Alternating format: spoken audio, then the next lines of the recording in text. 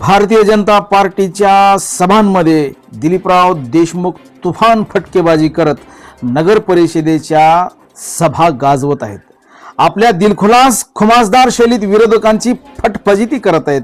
नगर परिषदेच्या निवडणुकीत दिलीपराव देशमुखांचे चौकार षटकार बाउंड्रीच्या बाहेर पडत आहेत। पहा आजच्या सभेत काय म्हणतायत दिलीपराव देशमुख। म्हणून आता समोरल्याच्या पायाखाली वाळू पसरले होता।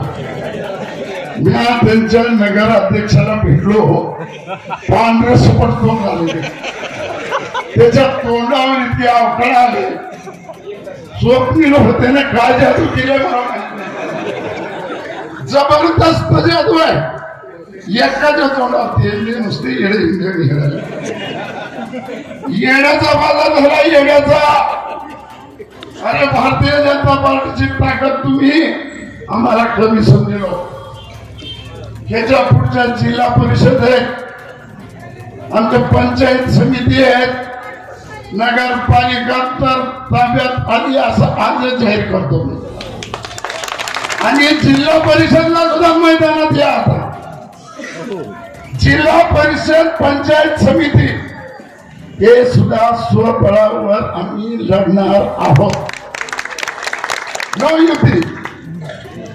युती काही नाही, ते आम्ही काही शेपट घातले नाही। शेपट घालायचं काम नाही आमचं, बांगड्या भरलेलं काम नाही आमचं। अरे हे मर्दाचे वागेत सगळे बसले काय स्टेज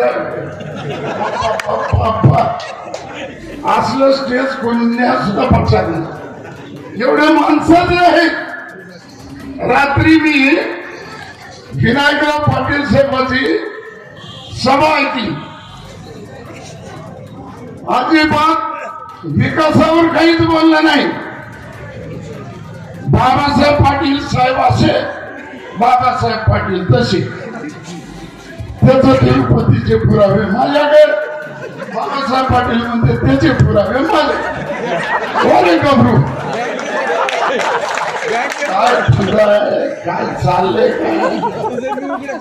अरे पैशामुळे सगळं होत नाही, सगळं होतंय ते प्रेमापोटी होतंय। आणि तुम्हाला आमच्या लाडक्या बहिणीनो सांगतो, तुम्हाला लक्ष्मीला दारोड हो करू नका। ह्या पैसे त्यांचे पैसे कष्टाचे नाहीत, पण स्वप्नील होते घामाघामाच्या थेंबाचं। ह्याच बिलकुल याला सोडू नका, तिची मान साफ करून टाका, काही ठेवू नका। अजून द्या, अजून द्या, देऊन शेवट स्वप्नील होतेच नगराध्यक्ष होणार, यात काही सुद्धा शंका नाही।